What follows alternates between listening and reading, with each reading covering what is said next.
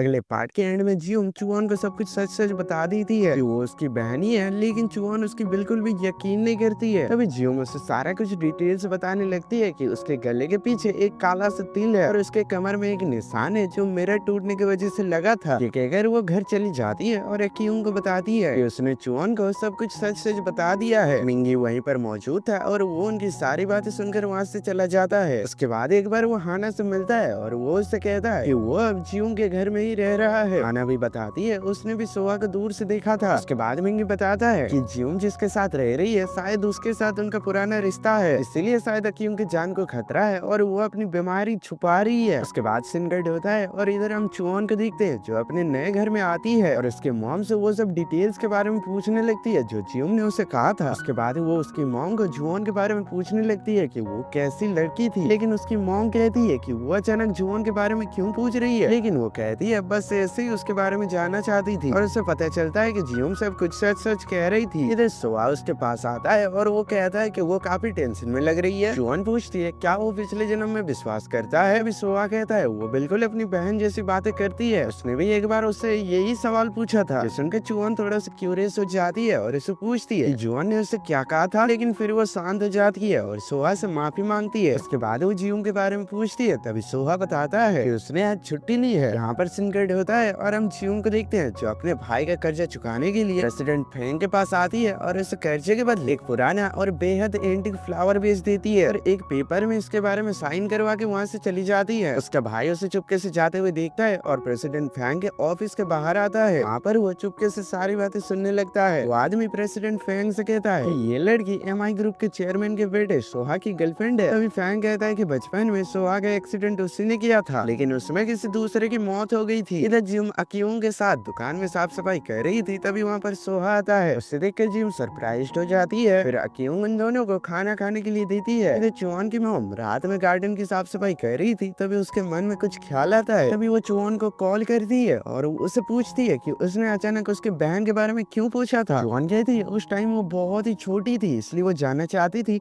कि उसकी बहन कैसी इंसान थी। उसकी मॉम कहती है कि जुआन बहुत ही खास थी और थोड़ी सी अजीब। उसने एक बार कहा था कि वो अगर मर भी गई तो वो दूसरा जन्म लेकर उसके पास वापस आएगी। उसने उसे ढूंढने की काफी कोशिश की, लेकिन वो कहीं नहीं मिली। जुआन ये सब सुनकर जियोंग की बातों को याद करती है और इसके मॉम से कुछ जरूरी काम है कहकर वहाँ से चली जाती है। फिर वो एक जगह जियोंग को बुलाती है और उसकी बड़ी बहन समझकर उसे गले लगाती है और रोने भी लगती है। जियोंग भी उससे काफी खुश होती है और वो भी रोने लगती है। शायद उसे पता नहीं है पिछले जन्म के रिश्ते से जुड़ने से कितनी परेशानी होती है। इधर चुआन और जियोंग वहाँ से जाने लगती है और चुआन रास्ते में कहती है कि शायद उसने कोई पिछले जन्म में पुण्य किया होगा जिसकी वजह से उसकी बहन वापस आ गई। वो उसके मॉम को भी इसके बारे में बताने के बारे में कहती है, लेकिन जियोंग उसे मना करती है क्योंकि सच बताना हर वक्त अच्छा नहीं होता उनके लिए। ये मानना काफी मुश्किल होगा कि उसका पुनर्जन्म हुआ है और इसीलिए उसने सोहा को भी इन सब के बारे में कुछ भी नहीं बताया है। इधर जियोंग का भाई डिनर करते वक्त सोचने लगता है कि अगर वो सोहा के कार एक्सीडेंट करने वाले का पता पुलिस को दे देता है तो उसे इसके बदले कुछ तो इनाम जरूर मिलेगा। यहाँ पर सीन कट होता है और इधर अकियोंग को मिंगी घुमाने के लिए बाहर ले जाता है और रास्ते में उसके फिर से चेस्ट में दर्द होने लगता है, लेकिन मिंगी उसे संभाल लेता है। इधर जियोंग मिंगी के रूम में जाती है और देखती है उसका रूम बहुत ही खाली खाली है। वो वहाँ पर एक सूटकेस को देखती है जिसके अंदर एक बैल थी जो उसके सपनों में बार बार आती थी। उसे छूने से ही उसे कुछ अजीब सा महसूस होता है, इसलिए वो वहीं पर उसे रख देती है और मिंगी आकर उसे गेट के बाहर से देखता है। इसके बाद सीन कट होता है और जियोंग का भाई सोहा को मैसेज करके बुलाता है और कहता है कि उसे पता चल गया बचपन में उसका एक्सीडेंट किसने करवाया था। वो एक बार में जाकर सारी बातें बताता है कि प्रेसिडेंट फेंग ने उसका कैसे एक्सीडेंट करवाया था, लेकिन जिसमें किसी और की ही जान चली गई। ये सुनकर वो काफी ज्यादा सैड होकर वहाँ से चले जाता है और जुआन के बारे में सोचकर काफी ज्यादा रोने भी लगता है। यहाँ पर मिंगी जियोंग के बैल उठाने के बारे में ही सोचने लगता है और साइड में बैठ जाता है। इसके बाद इधर हम देखते हैं जुआन अपना काम कर रही थी, तभी वहाँ पर जियोंग आती है। तभी वो उसे दीदी कहकर बुलाती है, लेकिन जुआन उसे तभी साइड लेकर जाती है और उसे समझाती है कि काम के वक्त वो उसे दीदी ना बुलाया करे। पिछले जन्म में वो जुआन थी, लेकिन अब वो जियोंग है। में ही वहाँ पर दायोन का फोन बजता है और वो दोनों दायोन को वहाँ देखकर चौंक जाते हैं। जुआन उसे रोकती है और पूछती है क्या उसने उन दोनों की बातें सुन ली। दायोन कहता है वो लोग नाम को लेकर बातें कर रहे थे कि जियोंग पिछले जन्म में जुआन थी, लेकिन उससे इस पर विश्वास नहीं है। कहकर वो मीटिंग के लिए जाने लगता है, लेकिन जियोंग दरवाजा बंद करके उसे रोकती है और उसे कहती है कहीं उसे ऐसा तो नहीं लग रहा है कि वो जुआन की बहन बनकर बेवकूफ बना रही है। तभी दायोन जियोंग को मीटिंग का मैसेज दिखाता है और कहता है उसे मीटिंग के लिए जाना होगा। कहकर वो वहाँ से जाने लगता है तभी जुआन उसे रोकती है और कहती है वो उसे पसंद करती है, लेकिन तभी वो अपना बात बदलती है और कहती है उस पर वो पूरा भरोसा करती है। इधर सुआ जियोंग के भाई के बातों को याद करने लगता है और एक टैक्सी में बैठकर फैंग से मिलने के लिए जाने लगता है और उसे जाते हुए जियोंग देख लेती है। वहाँ जाकर फैंग को एक हफ्ते के लिए टाइम देता है ये बताने के लिए कि उसका एक्सीडेंट किसने करवाया था। ये वार्निंग देकर वो वहाँ से निकल जाता है। रास्ते में जाते हुए उसे फैंग का मैसेज आता है कि क्या उसे पता है जिस दिन उसका एक्सीडेंट हुआ था उस दिन दायन का डैड उसका ड्राइवर था। ये सुनकर सुआ शॉक हो जाता है और ड्राइवर को दायन के घर की तरफ जाने के लिए कहता है। इधर जियोंग भी फैंग के ऑफिस में पहुंचती है और चुपके से फैंग की बातें सुन लेती है जो किसी को बता रहा था कि सोहा यहाँ पर आया था और उसे एक्सीडेंट के बारे में पता भी चल गया है, लेकिन उसे ये नहीं पता कि उसके पीछे किसका हाथ था। अभी जियोंग को भी पता चल जाता है कि वो एक्सीडेंट नहीं बल्कि मर्डर था। उसके बाद वो फैंग के पास आती है और उसका गला पकड़कर पूछती है कि सोहा के एक्सीडेंट के पीछे किसका हाथ है। फैंग कहता है कि उसका इस मर्डर से क्या लेना देना है। तभी जियोंग उसे भी बता देती है कि उस कार में जिस लड़की की मौत हुई थी वो वही है और उसका पुनर्जन्म हुआ है। फैंग कहता है अगर उसने उसका नाम बता दिया तो वो भी मारा जाएगा, इसलिए वो उसका नाम नहीं बताता है। यहाँ पर सीन कट होता है और हम सुआ के डैड को देखते हैं जिसके पास चैंग खड़ी हुई थी और वो अपने बेटे के हेडक्वार्टर्स में जॉब के लिए सिफारिश कर रही थी, लेकिन सुआ के डैड इसके लिए मना कर देते हैं। उसके बाद वो वहाँ से जाने लगती है। तभी एक आदमी सुआ के डैड से मिलने के लिए आता है जो सिक्योरिटी कंपनी है 24 कैप्स का सीईओ था। चैंग उस आदमी को देखकर सुआ के अंकल से उनके बीच क्या बातें हो रही ये पता करने के लिए कहती है। इधर हम जियोंग को देखते हैं जो सुआ को ढूंढने के लिए उसके घर जाती है, लेकिन वो वहाँ पर नहीं था। फिर वो दायन को कॉल करती है और उसे पूछती है क्या उसे पता है सोहा कहाँ है। अभी दायन कहता है कि उसे नहीं पता। नमई चुआन दायन के पास आती है और उसे उसके साथ डिनर के लिए चलने को कहती है, लेकिन दायन उसके लिए मना कर देता है और इसलिए चुआन उदास होकर वहीं पर बैठ जाती है। उसके बाद जब दायन घर जा रहा था तभी उसे वहाँ पर सीहॉक दिखता है और वो उसका मजाक बनाने लगता है। अभी वहाँ पर चुआन आती है और सीहॉक को मारकर दायन का हाथ पकड़कर वहाँ से ले जाती है। दायन उसका हाथ छोड़ने के लिए कहता है, लेकिन चुआन ऐसा नहीं करती है और पूछती है वो ये सब क्यों बर्दाश्त कर रहा है। अभी दायन उसे इमोशनल होकर कहता है क्या उसे पता है लोग उसे इस तरह से ट्रीट क्यों करते हैं, क्योंकि वो सोहा के साथ काम करता है और अगर उसने उसका हाथ नहीं छोड़ा तो सबको लगेगा वो एक अमीर लड़की को फंसा रहा है, इसलिए वो प्लीज उसे जाने दे। उसके बाद जब दायन उसके घर पहुंचता है तभी वो वहाँ पर सोहा को देखता है। सोहा उसे अपने साथ कुछ बात करने के लिए ले जाता है। बाहर जाकर वो उसे पूछता है बचपन में कार एक्सीडेंट में जिस ड्राइवर की मौत हुई थी क्या वो उसके डैड थे। दायन हाँ कहता है। तभी सोहा उस पर चिल्लाते हुए कहता है कि उसने अपने दोस्त से ये सब क्यों छुपाया। दायन कहता है इन सब बातों का कोई फायदा नहीं था और वो उसका दोस्त नहीं उसका सेक्रेटरी है। कहकर वो वहाँ से जाने लगता है। तभी सोहा उसे रोकता है। तभी दायन उसे पंच मार देता है और उन दोनों के बीच लड़ाई हो जाती है। लड़ाई खत्म होने के बाद दायन उसे माफी मांगता है और कहता है उसे थोड़ा सा गुस्सा आ गया था। सोहा कहता है गुस्सा तो उसे अपने आप पर आ रहा है, उसने आज तक इसके बारे में जानने की भी कोशिश नहीं की। फिर वो घर आता है और देखता है घर के बाहर जियोंग उसका वेट कर रही थी। वो सोहा के आंखों में आंसू देखकर पूछती है कि क्या वो आज उसके साथ रह सकती है। अभी सोहा उसे गले लगाने के लिए कहता है। जियोंग उसे गले लगाकर कहती है चिंता न करिए उनकी बैड एंडिंग नहीं होगी। और इसी के साथ हमारा ये पार्ट यहीं पर खत्म होता है। आप अगर अगले पार्ट के लिए एक्साइटेड हो,